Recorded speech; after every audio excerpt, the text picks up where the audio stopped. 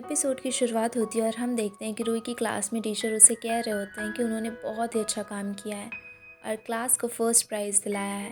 लेकिन वो उम्मीद करते हैं कि वो लोग सभी अपने आने वाले सेमेस्टर एग्ज़ाम्स में भी ऐसा ही अच्छा परफॉर्मेंस करेंगे और बहुत अच्छे मार्क्स को गेन करेंगे। सभी बच्चे इस पर हाँ कहते हैं और फिर टीचर क्लास से बाहर चले जाते हैं। सीन चेंज होता है और फिर हम चाबी और शू को देखते हैं जो कि मिस्टर ली के कैफ़े में बैठकर पढ़ाई कर रहे होते हैं। लेकिन चाबी का ध्यान तो बस इस बात पर था कि रूही और नाज़ियान साथ में पढ़ाई कर रहे हैं।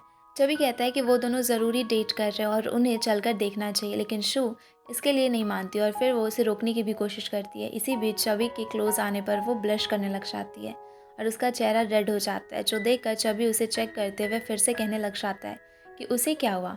और फिर शू फिर से उसके टच से ब्लश करने लग जाती है। फिर चबी अचानक से कहीं पर चला जाता है और फिर जब वो आता है तो उसके हाथों में आइसक्रीम थी। वो शू को दे ही रहा होता है कि पीछे से मिस्टर ली कहते हैं कि उनके कैफ़े में बाहर की चीज़ें लाना अलाउड नहीं है। चबी उन्हें समझाने लग जाता है, लेकिन इसी बीच आइसक्रीम शू के चेहरे पर ही लग जाती है और वो सारी आइसक्रीम को चबी के सर पर ही मार देती है। इसके बाद आने वाले कई सीन में हम चबी, शू, रुई और नान जियान को एग्ज़ाम के लिए बहुत ही मेहनत करते हुए देखते हैं। वो सभी साथ में बहुत ही मेहनत करते हैं और फिर फाइनली एग्ज़ाम का लास्ट दिन भी आ जाता है और सभी फाइनल पेपर देकर बहुत ही ज़्यादा खुश थे। चबी के पूछने पर कि रुई ने कितनी क्वेश्चंस को छोड़ा है, वो जवाब देती है कि उसने एक भी नहीं छोड़ा है। उसने बहुत ही अच्छे से पढ़ाई की थी और वो सभी खुश थे कि उनकी छुट्टियां भी अभी शुरू होने वाली थी। लेकिन शायद उनके क्लास टीचर को तो ये मंजूर ही नहीं था, क्योंकि वो उन्हें इतना सारा होमवर्क दे देते हैं करने के लिए। नेक्स्ट सीन में हम देखते हैं कि नान जियान मिस्टर ली के कैफ़े से बाहर रुई का वेट कर रहा होता है, लेकिन वो वहाँ पर नहीं आती। उसे चबी और शू वहीं पर छिप कर देख रहे होते हैं, जिसमें कि चबी डिटेक्टिव बना हुआ था और ये जानने की कोशिश कर रहा था कि रूही और नानजियान डेट कर रहे हैं या फिर नहीं। वहीं हम रूही को अपनी मॉम के साथ में घर में देखते हैं, जहाँ कि वो उनसे एक कॉफ़ी मशीन की डिमांड करती है। उसकी मॉम उसे एग्ज़ाम में 430 मार्क्स लाने के लिए कहती हैं, जिस पर कि वो कुछ कम करने की रिक्वेस्ट करती है। तो फिर उसकी मॉम उसे अपने भाई की आर्ट में मदद करने के लिए कहती है, जिससे कि उसके मार्क्स 400 आए थे और अगर वो ऐसा करती है तो फिर वो मान जाएंगी। रूही तुरंत ही राज़ी हो जाती है और थोड़ी देर में नान जियान भी रूही के घर पर आ जाता है, क्योंकि वो कैफ़े नहीं आई थी। इसलिए चबी और शू भी ये सारी चीज़ें देख रहे होते हैं, लेकिन उन्हें फिर से यही लगता है कि दोनों डेट कर रहे हैं, क्योंकि रूही ने नान जियान को हक किया था। लेकिन असल बात तो ये थी कि रूही के भाई ने उसे धक्का दे दिया था और थोड़ी देर में ही रूही के भाई उन दोनों को बहुत ज़्यादा परेशान करने लग जाता है। इसलिए वो दोनों अपने ओरिजिनल प्लान को कंटिन्यू करते हुए आगे बढ़ते हैं और ट्रैकिंग के लिए चले जाते हैं, जिनका पीछा चबी और शू दोनों करने लग जाते हैं। और चबी कहता है कि दोनों ने डेट करने के लिए ऐसी जगह क्यों चूज़ की। रास्ते में नान जियान कुछ कलेक्ट कर रहा होता है और वो रूही और उसके भाई से थोड़ा आगे जाकर उन्हें आवाज़ लगाता है। वहाँ पर एक बहुत ही ब्यूटीफुल सा सीन था। रूही उसे देखकर अपने भाई से कहती है कि वो इस जगह से इंस्पिरेशन लेकर अपनी पेंटिंग को बना सकता है और फिर वो नान जियान के पास में चली जाती है, जहाँ दोनों एक दूसरे के कंधे पर सर रख कर सो जाते हैं और रूही का भाई सीनरी की जगह में उन दोनों की पेंटिंग बनाने लग जाता है। वही सीन चबी और शू पर शिफ्ट होता है, जहाँ के वो दोनों खो चुके थे और ना ही उनके पास में पानी था। सीन वापस से रूही पर शिफ्ट होता है, जैसे कि शू का कॉल आता है। वो उसे अपनी कंडीशन बताती है और फिर वो उसे किसी टेम्पल के अबांडन से हिस्से में बुलाती है। रूही और नानजियान किसी तरह से दोनों के करीब पहुँच, जहाँ की रूही शू से तो प्यार से पूछती है, लेकिन चबी की कान खींचती है। टाइम स्किप होता है और रात के वक्त में रूही अपने भाई को कंधे पर लेकर जा रही होती है, क्योंकि वो सो गया था और नान जियान से कहती है कि उन्हें चबी की फैलाई गई डेटिंग रूमर्स को क्लियर करना होगा। घर में जाकर रूही को पता चलता है कि उसका भाई ड्रामा कर रहा था और वो फिर उसे अपनी बनाई हुई पेंटिंग से ब्लैकमेल करने लग जाता है। सीन अगली सुबह चबी पर शिफ्ट होता है, जहाँ कि वो बास्केटबॉल प्रैक्टिस कर रहा होता है और शू आकर उसका होमवर्क उसे दे देती है और कहती है कि उसका होमवर्क करने की वजह से उसे डार्क सर्कल्स हो गए हैं। जबकि ये देखने के लिए कि चबी उसकी तरफ कितना झुकता है, दोनों बहुत ही क्लोज आ जाते हैं और फिर शू फिर से ब्लश करने लग जाती है। चबी शू की तरफ में देखता है और फिर वो कहता है कि वो हमेशा ऐसे क्यों नहीं रह सकते। शू को उसकी बात तो समझ ही नहीं आती, वो बस इतना ही कहती है कि वो बेस्ट फ्रेंड्स हैं तो हमेशा ही साथ रहेंगे और फिर वो चबी को धक्का देकर सीधा करती है। क्लास में टीचर भी सभी को यूनिवर्सिटी जल्दी से चूज़ करके भरने के लिए कह रहे होते हैं और फिर उनके जाने के बाद में सभी यही बातें करने लग जाते हैं कि वो किस यूनिवर्सिटी में जाएंगे। लेकिन जब ये सारी बातें रूही से पूछते हैं तो फिर वो बिना कुछ जवाब दिए वहाँ से बहाना बनाकर चली जाती है। सभी लोग उससे इस बात से शॉक हो जाते हैं कि आखिर उसने ऐसा क्यों किया। रूही मिस्टर ली के कैफ़े में आ जाती है। वहाँ पर सिर्फ लुई डान था और एक कस्टमर के आने पर वो उसे कहता है कि मिस्टर ली नहीं है तो कॉफ़ी अभी नहीं बनेगी, लेकिन रूही उन्हें रोककर खुद ही कॉफ़ी बनाकर उन्हें दे देती है। लुई डान इस बात से बहुत ही ज़्यादा इम्प्रेस था, लेकिन वो रूई का अपसेट मूड देखकर उसे चीयर करने की कोशिश करता है और फिर गेम खेलने के लिए उसे लेकर चला जाता है। फिर वो दोनों शाम तक गेम्स खेलने लग जाते और अब काफ़ी हद तक रूई का मूड भी ठीक हो जाता है। नान जियान जब ये सब कुछ देखता है तो उसे इस बात का बुरा लगता है कि वो रूई के लिए कुछ नहीं कर सकता, लेकिन फिर उसके दिमाग में कुछ आता है। अगले दिन टीचर सारे बच्चों से मेहनत करने के लिए कहते हैं और फिर जल्दी से यूनिवर्सिटी को चूज़ करके फॉर्म भरने के लिए भी कहते हैं। उनके जाने के बाद में नान जियान रूई को नोट्स लेकर देता है और फिर वो उसे जवाब में रूडली कहती है कि अभी तो सेमेस्टर शुरू ही हुआ है और वो उसे नोट्स क्यों दे रहा है, वो कौन है जो उसे ये सब कुछ करने का ऑर्डर दे रहा है। नान जियान को कुछ भी समझ में नहीं आता वो उसे क्यों ऐसे बिहेव कर रही है, इसलिए वो छवि से पूछता है, लेकिन वो उसे इग्नोर करता है। इसलिए वो खुद एक चिट देता है जिस पर कि लिखा था कि वो रूई के लिए क्या है। उनकी ये हरकत टीचर भी देखते हैं और फिर छवि खड़ा होकर उन्हें समझाता है और फिर बैठने ही वाला होता है कि नानजियान उसकी चेयर को हटा देता है और फिर वो गिर जाता है। और अगले ही सीन में टीचर दोनों को बाहर निकाल देते हैं। जब भी बाहर खड़ा होकर नानजियान से कहता है कि अगर नेक्स्ट टाइम उसे बाहर आने का मन करे तो फिर वो ऐसा ना करे। और फिर वो उसे बताता है कि रूही ऐसी ही है, उसे कोई गाइड या ऑर्डर नहीं कर सकता। वो तो अपनी मॉम को भी मिसेस शू बुलाती है। क्लास में वापस जाते वक्त शू रूही के साथ में जाती है क्योंकि वो समझ गई थी और बहाना करती है कि उसे उसकी ग्रैंडमा के हाथ के पकौड़े खाने हैं। टाइम स्किप होता है। फाइनली रूही बताती है कि वो ऐसा इसलिए कर रही थी क्योंकि नान जियान उसकी वजह से किसी लो रैंकिंग कॉलेज में चला जाएगा और फिर वो अपना करियर बर्बाद कर लेगा। अगले दिन नान जियान की मॉम स्कूल आई हुई थी क्योंकि नान जियान ने रूही के साथ रहने के लिए 1 साल का गैप लेने का डिसाइड किया था और फिर वो वहाँ से अपनी मॉम और टीचर को ये बताकर चला जाता है।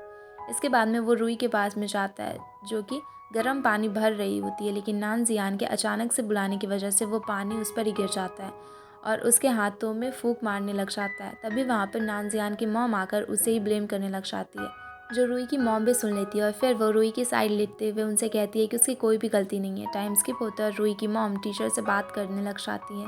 रूही अब्रॉड जाएगी क्योंकि अभी उसकी टीचर ने कहा था कि वो कोई भी कॉलेज को डिसाइड ही नहीं कर पा रही है। इस बात से साफ मना करते हुए रूही वहाँ से चली जाती है और फिर सीधा मिस्टर ली के कैफ़े में जाकर बैठ जाती है, जहाँ कि उन्हें किसी का मैसेज रिसीव होता है जिसमें कि रूही ने अब तक अपना करियर डिसाइड नहीं किया हुआ ये होता है। थोड़ी देर में वहाँ पर चबी, सू और नानजियान भी आ जाते हैं, जो कि सारे लोग मिलकर वहाँ पर रूही को उसका टैलेंट ढूंढने में मदद करने लग जाते हैं।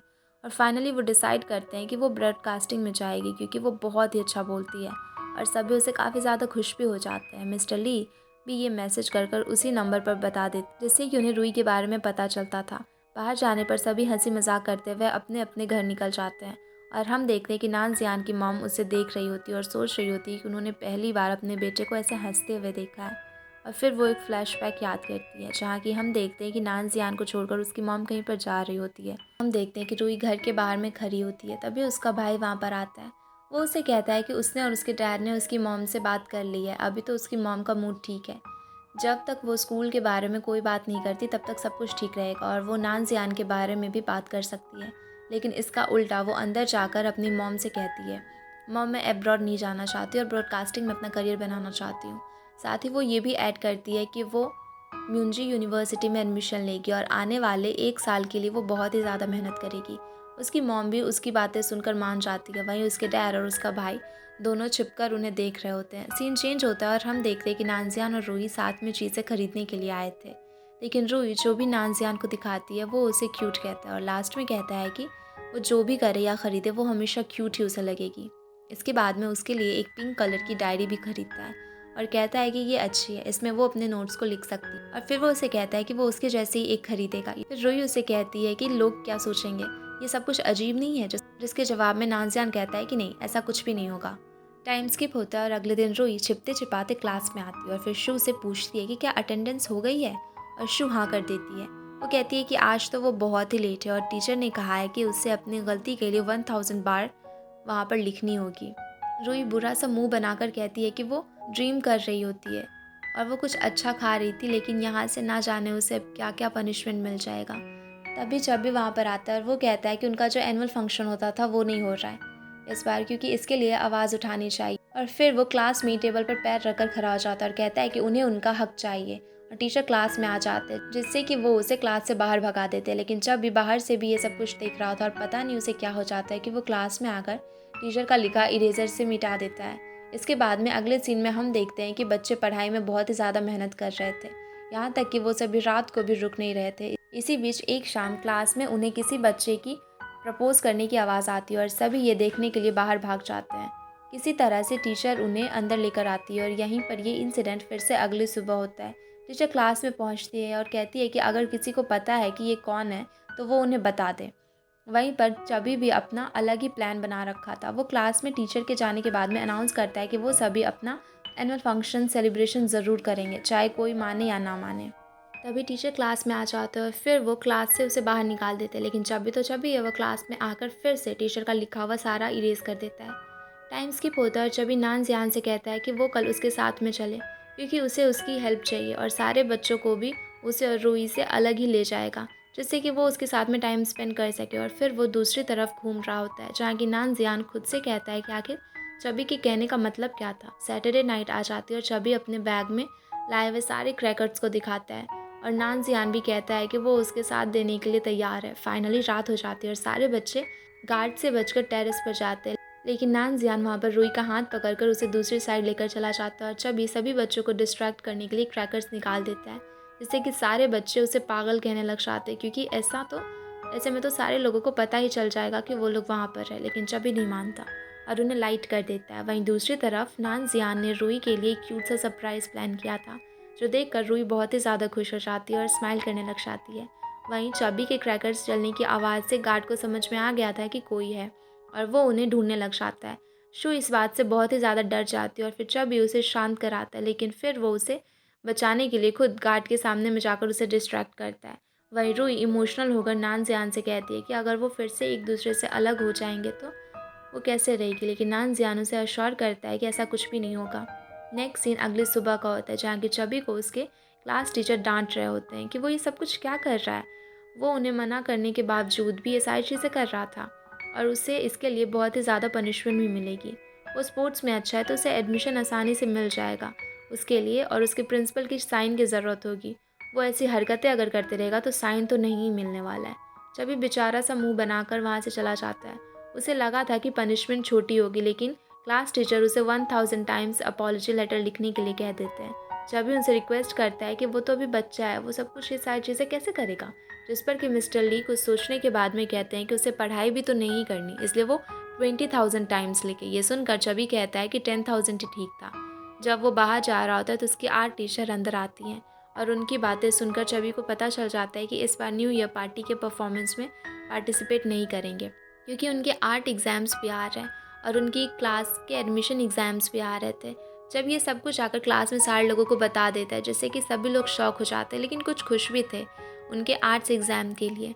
लेकिन रूही जब ध्यान से बातें सुनती है तो उसे ये सारी चीज़ों पर यकीन ही नहीं होता। इसके बाद में सभी लोग जब कैफ़े में थे तो वो लोग डिसाइड करते हैं कि वो लोग परफॉर्मेंस करेंगे बिना किसी को बताए। वो सारे लोग वहाँ पर छुपके से प्रैक्टिस करेंगे और बिना किसी को पता चले परफॉर्मेंस करेंगे। उनके टीचर खुश हो जाएंगे। इन सब में उनका नान जियान भी साथ देने के लिए तैयार हो जाता है। इसके बाद में हम नान जियान को उसके घर पर देखते हैं। वो एक वुडन इंस्ट्रूमेंट बना रहा था और उन्हें ठीक करने के लिए वो कुछ चेंजेस भी उसमें कर रहा होता है। अगली सुबह जब वो ये सारी चीज़ें अपने दोस्तों को दिखाता है तो सारे लोग काफ़ी ज़्यादा खुश हो जाते हैं, लेकिन वहाँ पर चबी नहीं था। तभी वो वहाँ पर दौड़ते हुए आता है और बताता है कि उनके परफॉर्मेंस के लिए प्रिंसिपल से परमिशन भी उन्हें मिल चुकी है। सभी इस बात से बहुत ही ज़्यादा खुश हो जाते हैं, लेकिन फिर वो सभी अपनी अपनी प्रॉब्लम्स भी डिस्कस करते हैं, उन्हें क्या क्या एक्स्ट्रा काम है, एक्सेट्रा एक्सेट्रा। लेकिन फिर वो सभी डिसाइड करते हैं कि वो बहुत ही ज़्यादा मेहनत करेंगे। ये उनके लिए बहुत ही अच्छी बात थी, क्योंकि वो सभी अपनी अपनी पढ़ाई के लिए भी तो बहुत ज़्यादा सीरियस थे। ऐसे वो प्रैक्टिस करते रहे, अब पढ़ाई पर ध्यान नहीं देते और रूही तो अपनी ब्रॉडकास्टिंग की कोचिंग क्लासेस में भी जाती। ऐसे ही कुछ दिन बीत जाते और फिर न्यू ईयर्स ईव भी आ जाता है और सभी लोग काफ़ी ज़्यादा खुश थे। टीचर भी उन सारे लोगों को विश करते और अपना अपना न्यू ईयर इंजॉय करने के लिए कहते हैं। उनके जाने के बाद में रूही को याद आता है कि उसने इंस्ट्रूमेंट्स तो घर पर ही छोड़ दिया है। वो कहती है कि वो तुरंत जाकर उसे वापस ले आएगी, क्योंकि उसका घर पास में ही था। ये सुनकर नानजियान उसके साथ में जाने की ज़िद करता है, लेकिन वो मना कर देती है। लेकिन कुछ होता है और दोपहर से शाम हो जाती है और शाम से रात, लेकिन रूही वहाँ पर आती ही नहीं है। सारे लोग इससे काफ़ी ज़्यादा परेशान होने लग जाते हैं, क्योंकि वो अपना फ़ोन भी नहीं उठा रही होती है। और फाइनली नानजियान कहता है कि वो रूही को ढूंढने के लिए जा रहा है। चबी भी जाने के लिए कहता है, लेकिन उसे यहाँ से आना बहुत ही ज़्यादा ज़रूरी था, इसलिए नान जियान उसे यहीं पर रुकने के लिए कहता है और वो उसे कॉल भी कर रहा था। फाइनली वो उसका फ़ोन उठाती है और उसकी आवाज़ सुनकर वो शॉक्ड चेहरा बना लेती है अगले सीन में वो रूही के घर पर था। उसके रूम में नॉक करके घुसता है, देखता है कि रूही बहुत ही ज़्यादा बीमार है, लेकिन वो अभी भी ज़िद कर रही होती है कि उसे परफॉर्मेंस के लिए जाना है। लेकिन नान जियान उसे रोक देता है और उसे रेस्ट करने के लिए कहता है। टाइम स्किप होता है और वो उसके लिए सूप भी बना कर लाया था और फिर वो उसे मेडिसिन भी खिलाकर सुला देता है। तभी रूही के भाई का कॉल आ जाता है, जो कि उसे हैप्पी बर्थडे विश करता है। लेकिन नान जियान को देखकर वो डिटेक्टिव की तरह में सवाल करने लग जाता है, वो रूही के फ़ोन के साथ में क्या कर रहा है। वो उसे रूही की हालत दिखा देता है और उसकी बहन बीमार है, और ये सारी चीज़ों को देखकर वो उससे कहता है कि वो उससे अच्छे से ध्यान रखे, और फ़ोन भी रख देता है। वहीं दूसरी तरफ जब यशु ने परफॉर्मेंस अकेले दिया था, लेकिन उसे लोगों ने बहुत ही ज़्यादा पसंद किया था। जब भी यशु कॉफ़ी लेने के लिए जा रहे होते हैं, शू से बताती है कि रूही की तबीयत खराब थी, लेकिन नान जियान ने उसका ध्यान रखा और वो अभी उसके पास में ही है। लेकिन इसी बातों के बीच में शू से कुछ गुंडे जैसे लड़कों के ऊपर में कॉफ़ी गिर जाती है, जो दोनों को परेशान करने लग जाता है और जब भी उन्हें बेवकूफ़ बनाकर भाग जाता है, लेकिन दोनों फिर से पकड़े जाते हैं। लेकिन इस बार उनके क्लास टीचर भी ये सारी चीज़ें सुन लेते हैं और फिर वो उन्हें बचा लेते हैं। फिर सीन अगली सुबह पर शिफ्ट हो जाता है, जहाँ की रूही पहले से बेहतर थी। तभी वहाँ पर नानजियान रूम में आता है, जो कि उसे एक वुडन बॉक्स लेकर बर्थडे विश करता है, और फिर वो उसे रूही की ग्रैंडमा की आवाज़ आती है, जो उन्होंने ब्रेकफास्ट के लिए बुलाती हैं। रूही के ग्रैंड पेरेंट्स नानजियान से बहुत ही ज़्यादा प्यार से वेलकम करते हैं और उनके ना रहने में रूही का ध्यान रखने के लिए उसका थैंक्स भी कहते हैं। और ये सारी चीज़ें सुनकर वो लोग शॉक हो जाते हैं कि उसके पेरेंट्स अपने काम में इतना ज़्यादा बिजी रहते हैं कि वो बेचारे नानजियान को घर में अकेला छोड़ देते हैं। वहीं दूसरी तरफ शू और चबी साथ में थे, जो कि अपने क्लास टीचर की बातें कर रहे होते हैं। उन्होंने उन दोनों को बचाया है, लेकिन अब वो जैसे तैसे शू ने पुलिस को कॉल कर दिया था, लेकिन पता नहीं वो लोग टाइम पर पहुँचे भी या फिर नहीं। शू और चबी उनके घर जाने का डिसाइड करते हैं, लेकिन उनके पास तो उनका एड्रेस ही नहीं था। सीन वापस से रूही और नानजियान पर शिफ्ट होता है, जहाँ के उसके ग्रैंड पेरेंट्स बातें कर रहे होते हैं और वो उसे बहुत सारी चीज़ें भी बता रहे होते हैं और वो दोनों आपस में लड़ भी रहे होते हैं। लेकिन नानजियान उनकी प्रॉब्लम्स को सॉल्व करते हुए कहता है कि वो इन सारी चीज़ों को धो देगा, क्योंकि ये सारी चीज़ें करना उसे पसंद है। ग्रैंड पा ये सुनकर तुरंत वहाँ से ग्रैंड माँ को लेकर चले जाते हैं। रूही उसे कहती है कि उसे ये सारी चीज़ें करने की ज़रूरत नहीं थी, वो मना कर सकता था, लेकिन नानजियान कहता है कि उसे ये करना पसंद है। लेकिन उसका जूठा तुरंत ही पकड़ा जाता है, क्योंकि वो बर्तन धो ही नहीं पा रहा होता है। तो रूही उसे सिखाती है और दोनों पानी से खेलने लग जाते हैं, जो रूही के ग्रैंड पेरेंट्स भी देख रहे होते हैं, और उसके ग्रैंडपा कहते हैं कि आजकल के बच्चों को बर्तन धोना पसंद है। और बस ये एपिसोड यहीं पर ख़त्म हो जाता है। थैंक्स एवरीवन फॉर वॉचिंग, और वीडियो अच्छी लगी हो तो वीडियो को लाइक करके चैनल को सब्सक्राइब ज़रूर कर देना।